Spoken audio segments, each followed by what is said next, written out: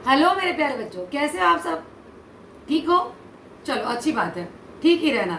वैसे भी एग्जाम्स के टाइम है, जितना ज़्यादा ठीक रहोगे उतना ज़्यादा बेहतर एग्जाम दे पाओगे। ज़्यादा पैनिक होने की ज़रूरत नहीं है, ज़्यादा सोचने की ज़रूरत नहीं है। अगर ज़्यादा सोच लिया तो फिर ठीक रहना मुश्किल होगा। तो बेहतर है ज़्यादा सोचना मत। जो करना है ऑफकोर्स करना है, तैयारी तो करनी ही है, मगर सोचना नहीं है ज़्यादा। चलो, हमने जो चैप्टर शुरू किया था बड़े भाई साहब, उसका जो सेकंड पार्ट है वो भी मैं करने वाली हूँ। एक स्मॉल सा रिकैप कर लेती हूँ, वो आपको स्क्रीन शेयरिंग पे मैं बाद में दिखा दूंगी। अभी मैं आपको एक स्मॉल सा बता रही हूँ। लेखक थे मुंशी प्रेमचंद। बड़े भाई साहब मेन कैरेक्टर थे। छोटा भाई उनसे छोटा था, 5 साल छोटा था, दर्जे में 3 दर्जे पीछे था, और पढ़ाई में उनसे अब धीरे धीरे उनकी नज़दीक ही आ रहा था। बहुत बार जब वो बोर होते थे, जब कुछ करने के लिए नहीं रहता था, तो अलग अलग चित्र बनाते थे या कोई स्लोगन लिखते थे। मुंशी प्रेमचंद का जन्म बता दे रही हूँ फिर से, 31 जुलाई 1880 लम्ही ग्राम में। ये मैं आपको दे भी दूंगी स्क्रीन रिकॉर्डिंग पे।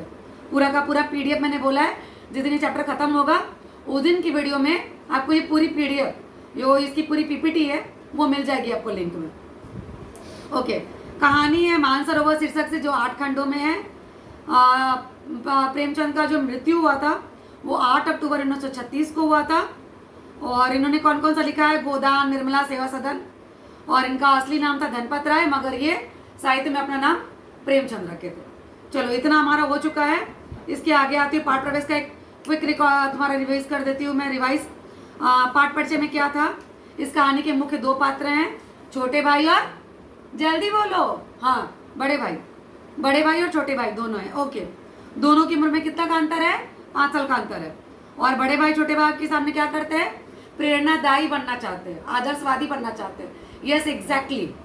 हम जब किसी को अपने जैसा बनते हुए देखना चाहते हैं तो ये बहुत ज़रूरी होता है कि हम वैसे हो। अगर हम खुद ही वैसे नहीं हैं तो दूसरे से हम ये एक्सपेक्ट नहीं कर सकते कि हाँ वो वैसा हो। अगर माँ बाप की बात करूँ तो माँ बाप आपके लिए, और अगर वो पढ़े लिखे नहीं भी हैं, अनपढ़ भी हैं, तो भी उन्होंने आपके लिए कितना किया ये सोचिए, और आप उनके लिए क्या करोगे वो सोचिए। एक टीचर, जाहिर सी बात है, जितना आपको पढ़ा रहा है उससे ज़्यादा तो वो जानता है, यानी उतना तो वो समझ सकता है। तो प्रेरणादायी का मतलब क्या? कि आप किसी के लिए उतना तो हो जितना आप खुद दिखा सको। तो किसी के लिए अगर आपको बेहतर दिखना है तो बेहतर यस बनना पड़ेगा। दोनों भाई परिवार के लिए, पढ़ने के लिए परिवार से दूर छात्रावास में रहते। छात्रावास का मतलब हॉस्टल, यस एग्जैक्टली। छोटा भाई स्वतंत्र और मस्त मौला टाइप है। उसको क्या है? उसको खेलने कूदने में मजा आता है। उसका एक ही चीज है कि भाई पढ़ना है, ठीक है, लेकिन पढ़ाई के अलावा जो काम है वो कब करेंगे? बचपन कब जिएंगे? एक्चुअली ये लॉजिक भी सही है कि अगर मैं सिर्फ ये सोच रही हूँ कि मेरा उम्र निकल रहा है और मैं पढ़ाई करूँ, तो जब मैं बड़ी हो जाऊंगी तो मैं दोस्तों से पतंग उड़ाती हुई अजीब नहीं लगूंगी ना। तो ये कॉम्बिनेशन करना बहुत ज़रूरी होता है इस चीज़ का। आपको आपके उम्र में जब आप आओगे ना अपने लाइफ में, तो पढ़ाई के एक स्टैंडर्ड पे, लाइक 10th में गए, आप 12th में गए, तो पढ़ाई का तो बर्डन रहेगा ही, लेकिन साथ ही साथ बाकी चीज़ें भी आपको करने का मन करेगा, बट ऑब्वियस करेगा, और करना भी चाहिए। लेकिन ना ये करने के लिए ना एक प्रॉपर बैलेंसिंग रखिए। तो छोटा भाई जो था वो कहीं ना कहीं इस बैलेंस को, इस तालमेल को बरकरार रख रहा था। कैसे? आगे हम पढ़ेंगे, चलिए जानते हैं कैसे। जो फर्स्ट पेज था हमने जो पढ़ा था उसमें कुछ उर्दू के वर्ड्स थे, कुछ ऐसे शब्दार्थ थे जो मैं एक बार बता देती हूँ, क्योंकि कभी कभी ऑब्जेक्टिव क्वेश्चंस में आपको आते हैं कि इस शब्द का शब्दार्थ बताइए, मीनिंग बताइए, अर्थ बताइए। शब्दार्थ होगा, समानार्थी होगा। शब्दार्थ को ही समानार्थी भी बोलते हैं, ठीक है, याद रखिएगा। दर्जा मतलब कक्षा, बुनियाद, नींव, पुख्ता, सही, तालीम, शिक्षा, आलीशान बहुत सुंदर, पायेदार ऐसी वस्तु जिसके पैर हो, मजबूत हो। पैर मतलब ये नहीं कि वो चलता हो, नहीं, पैर हो मतलब मजबूती हो, अपनी जगह पे अपने नींव पे मजबूती से खड़ा रहे। जैसे घर, जैसे एक इंसान, जैसे हमारी सोच भी ज़रूरी है। यस, हमारी सोच बहुत ज़रूरी है कि हम जो सोचते हैं, हम जो प्लान करते हैं, वो कंटिन्यू कर सके। सी, टाइम टेबल बनाना मुश्किल काम नहीं है, आप आगे पढ़ोगे इस कहानी में भी। उसको फॉलो करना मुश्किल। क्या होता है ना, हम कुछ बनाते हैं ना, खुद के लिए भी रूल बनाते हैं ना, तो उस रूल को ना हमें ही फॉलो करना बहुत मुश्किल हो जाता है। तो इसलिए कोशिश कीजिए कि आप जो भी रूल्स बनाते हैं ना, उसको बहुत हल्के दिमाग से लीजिए और सोचिए कि आपने खुद ही तो किया है, दूसरा थोड़ी ना उसको कंप्लीट करने आएगा, आप ही को करना है ना। चलिए, अब आगे मैं आपको नेक्स्ट पेज का पढ़ा रही हूँ। चाहिए तो मैंने पहले बोला है, बुक हाथ में लोगे तो बेहतर रहेगा। क्यों? क्योंकि जो भी मैं आपको शब्दार्थ वगैरह बताऊंगी, मीनिंग बताऊंगी, आप लिख सकते हो। आपको कोई ऐसा चीज लगे जो मैं बोल रही हूँ और आपको वहां मेंशन करना है, तो आप वो भी कर सकते हो। मैं छोटा था, वे बड़े थे। मेरी उम्र 9 साल की थी और वह 14 साल के थे। उन्हें मेरी तंबी, तंबी का मतलब क्या होता है? डांट डपट, किसी को डांटना या ऐसा प्यार से डांटना डपटना। और निगरानी का, निगरानी का मतलब क्या होता है? देख रेख। निगरानी का पूरा और जन्मसिद्ध अधिकार था। और मेरी शालीनता, शालीनता मीन्स आता है, कमेंट करो। शालीनता मीन्स समझदारी, दिखावा नहीं है जिसमें, इसी में थी कि उनके हुक्म को कानून समझूं। हुक्म मतलब जो भी वो आज्ञा देते थे, आदेश देते थे, मेरे जो भी अच्छी बातें वो बताते थे, उसको मैं मानूं, सुनूं। यहाँ पे मैं ना मैंने एक पीपीटी तैयार की है आपके लिए। मैंने पहले ही बताया कि मैं आपको ये एडअप करके दे दूंगी और ये स्क्रीन रिकॉर्डिंग पे भी आती रहेगी। अभी मैं आपको यहाँ पे दिखा रही हूँ, जिसमें मैंने ना कुछ जो ऐसे जरूरी वर्ड्स, जरूरी वाक्य थे जो एकदम से एक क्वेश्चन का आंसर बन सकते हैं। यस, बड़े भाई साहब की विशेषता पहले आ भी चुका होगा आपको प्रीलिम्स वगैरह में। तो बड़े भाई साहब की विशेषताएं करके आपको एक आएगा, उसके लिए मैंने एक 4-5 लाइन का बना दिया है, एटलीस्ट 2-3 लाइन का। अब देखिए क्या है। वह स्वभाव से बड़े अध्ययनशील थे, एक लाइन। किताब के हाशियों पर चिड़ियों, कुत्तों, बिल्लियों की तस्वीरें बनाया करते थे, दूसरी लाइन की। कभी ऐसी शब्द रचना करते जिसमें कोई भी अर्थ ना होता, ना कोई सामंजस्य। ये आप बड़े भाई साहब के बारे में लिखने के लिए या तो उनके चरित्र में, चरित्र चित्रण, मैं हमेशा बोलती हूँ कैरेक्टर डिफाइन करना, चरित्र चित्रण के लिए लिख सकते हो। विशेषता में भी एक घड़ी के लिए जा सकता है। ये आप लिखोगे तो बेहतर है। चलो आगे करती हूँ। अध्ययनशील, अध्ययनशील का मतलब लिख लो चाहिए तो, पढ़ाई को महत्व देने वाला। हास्य मतलब कोरिया किनारे, पता है ना? बोलो, लास्ट टाइम बताया था मैंने, बार बार नहीं बताऊंगी। अरे मार्जिन, जो लाइन रहती है नोटबुक की। चलो, सामंजस्य मतलब तालमेल। ओके, नेक्स्ट आती हूँ। मसलन एक बार,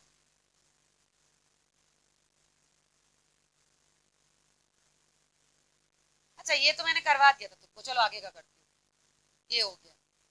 इसमें का मैंने बोला था ना, जो वर्ड्स है वो बताते। मसलन मतलब उदाहरण, उदांत, इबारत, लेख, चेष्टा, कोशिश, जमात, कक्षा। छोटे भाई जो थे वो कौन है? हमारे लेखक। उनकी रुचियां भी मैं आपको 3-4 लाइनें बता दे रही हूँ। हॉस्टल से निकलकर मैदान में आ जाना, कंकरियां उछालना, कागज की तितलियां उड़ाना, चार दीवारी पर चढ़ना, फाटक को मोटर कार बना। ठीक है। बड़े भाई साहब की प्रतिक्रिया, अब जब ये काम छोटा भाई करता था तो बड़े भाई साहब की प्रतिक्रिया क्या होती थी? उनका पहला सवाल यही होता, कहाँ थे? हमेशा यही सवाल इसी ध्वनि में हमेशा पूछा जाता, और इसका जवाब मेरे पास केवल मौन होता। जाहिर सी बात है, जब हमको खुद ही लगता है कि हम कुछ गलत करके आ रहे हैं तो हमारे पास के लिए जवाब नहीं होता है। एक्चुअली खेलना कूदना गलत नहीं था, लेकिन बड़े भाई साहब इनको अच्छा नहीं समझते थे और उनके हिसाब से छोटे भाई को ये सब नहीं करना चाहिए था। तो जब वो ये सब सवाल पूछते ना कि क्यों कर रहे हो, मतलब बात ये है कि तुमको मेरे से पढ़ना है, तुमको इन सब चीजों में टाइम नहीं बर्बाद करना है, तुमको मेरी बात सुननी चाहिए। तो जब वो ये पूछते थे कि तुम कहाँ थे, तो ऐसे टाइम पे वो एकदम चुप हो जाते थे।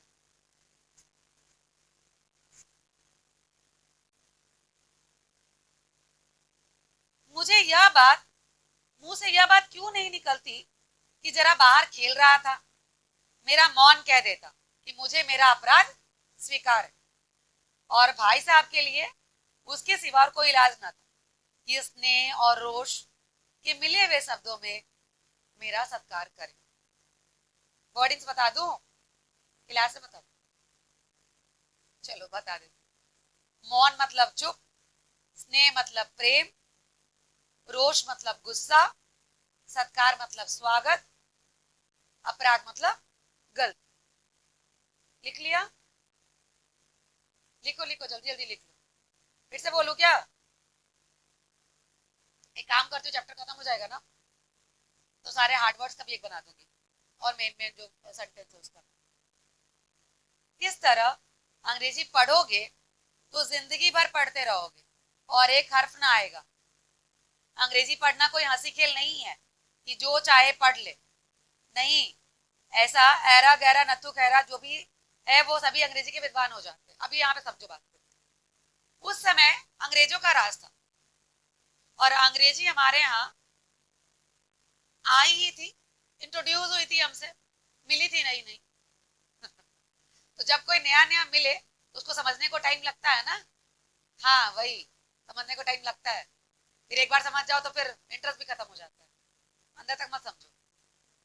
तो जब भी क्या होता है, वो अंग्रेजी उस समय आई, और हमारे जो करिकुलम, यानी हमारा जो पाठ्यक्रम था, हमारा जो सिलेबस था, उसमें अंग्रेजी को ऐड कर दिया गया था। और जाहिर सी बात है कि जब हमारे लिए कोई चीज ऐड अप कर दी गई है तो उसको हमको पढ़ना ही है। जैसे अभी 9th और 10th के लिए मराठी नहीं था, बच्चों, सीबीएसई के बच्चों के लिए बोल रही हूँ, मराठी नहीं पढ़ना था, मगर अभी पढ़ना है। तो बहुत सारे बच्चे वीक रहते हैं मराठी में, मगर वो क्या करते हैं फिर, अभी जब उनको पढ़ना है तो पढ़ते हैं ना। तो वैसे ही उस टाइम पे भी हुआ था।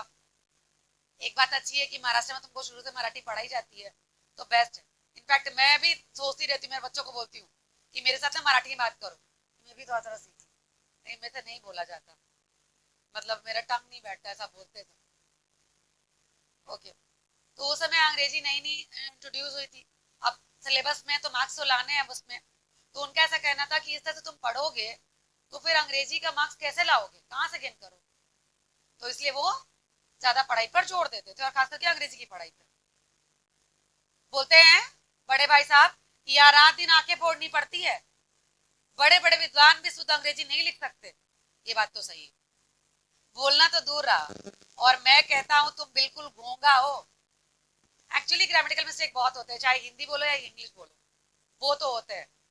सुधारने की जरूरत होती है, कोई सुधारने वाला भी होना चाहिए, आपकी लैंग्वेज सुधार सके, तो फिर आप धीरे धीरे सही कर लेते। मुझे देखकर भी सबक नहीं लेते, मैं कितनी मेहनत करता हूँ यह तुम अपनी आंखों से देखते हो। अगर नहीं देखते तो यह तुम्हारी आंखों का कसूर है।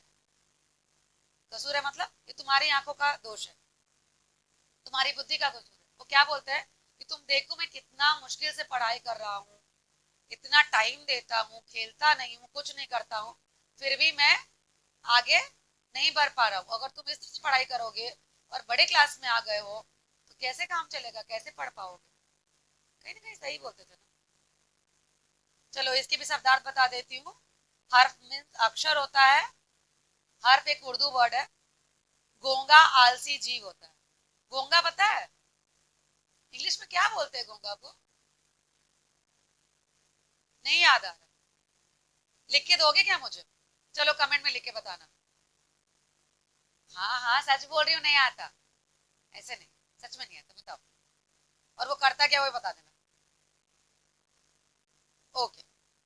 अभी नेक्स्ट टॉपिक जो है, मैं ना एक रिवीजन ले लूंगी मेरी पीपीटी से। पता है बड़ा अच्छा पीपीटी मुझे मिल गया एक्चुअली। इसमें ना टॉपिक्स अलग अलग किए हुए हैं। मैंने बोला ना शेयर कर दूंगी, रुको पूरा चैप्टर तो खत्म।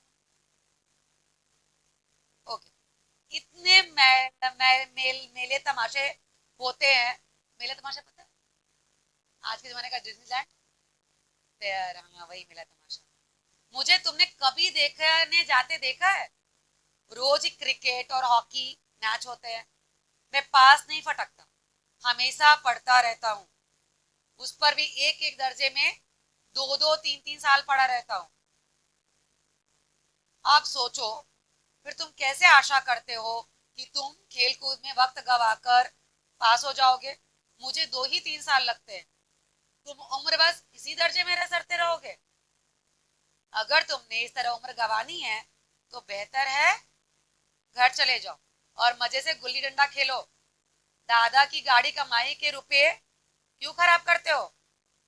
गुस्सा में आ गए तो डांटेंगे ही, गुस्सा में आए तो।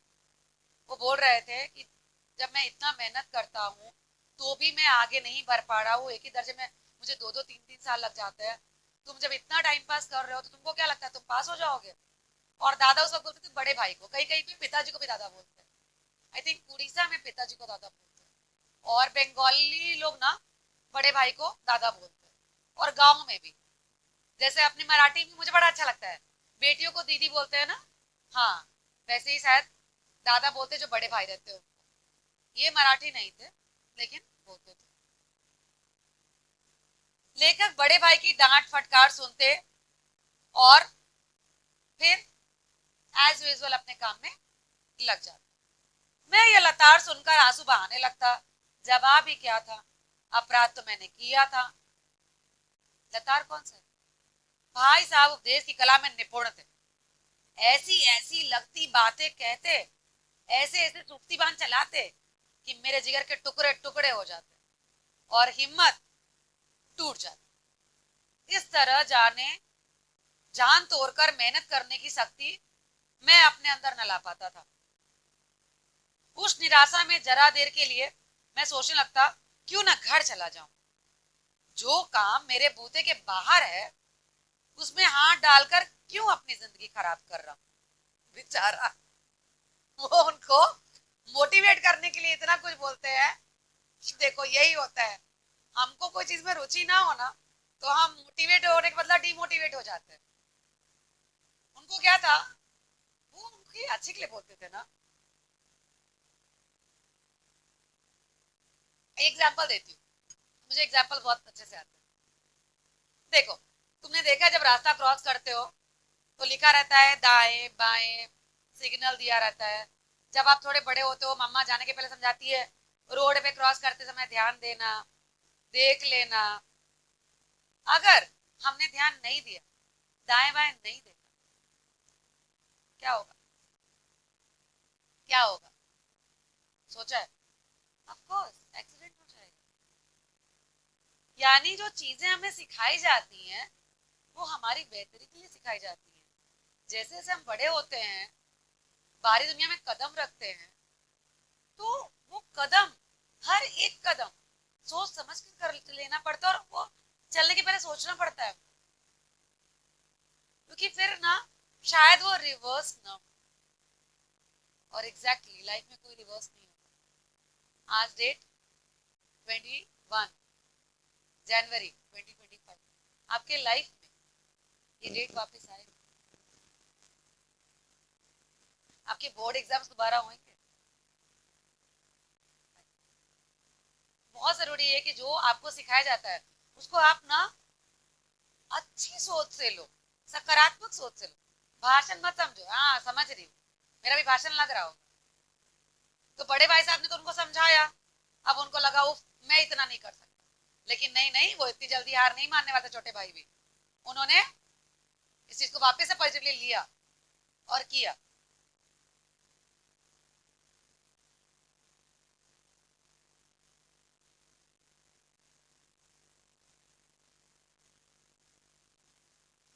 सूक्तिबान मतलब होता है व्यंग्यात्मक कथन, और चुभती बातें जो आपको चुभे, बातें चुभती है ऐसे, भीड़ से ज्यादा चुभती है। 10th में हो, पता तो होगा ही। चल, नहीं पढ़ा हुआ अभी, हो गया। पार्ट 3 डाल देती हूँ, यहाँ पे स्टॉप कर रही हूँ। लेकिन पार्ट 3 डाल देती हूँ। अगर लगेगा कि इसके आगे पढ़ सकते हो तो प्लेलिस्ट बना के रख देती हूँ, देख लेना, ठीक है। चलो एक रिकैप कर देती हूँ। बड़े भाई साहब हमेशा उसको सिखाते रहते थे, समझाते रहते थे। छोटे भाई को सिर्फ खेलने में मन लगता था और उनको ऐसा था कि अगर मैं खेलूंगा नहीं तो मैं जिंदगी क्या निकालूंगा, मेरा बचपना चला जाएगा। बड़े भाई साहब को था कि अगर पढ़ेगा अच्छे से नहीं तो मेरे जैसे एक ही दर्जे में 2-3 साल के लिए रह जाएगा। अंग्रेजी उस समय नया नया इंट्रोड्यूस हुआ था सिलेबस में, तो बहुत टफ था उस टाइम के लिए। अभी के लिए भी है बहुत सारे बच्चों के लिए। हाँ, आप सीबीएसई के हो, बहुत स्मार्ट हो, पता है, लेकिन अभी बहुत लोगों के लिए है। तो इसलिए वो बोलते थे कि अच्छे से पढ़ो, ठीक है। अब ज्यादा नहीं बोल रही, लेकिन अभी एक और बना दे रही हूँ, दूसरे वीडियो में डाल दूंगी। चलो बाय, पढ़ाई करो, पढ़ाई, बाय।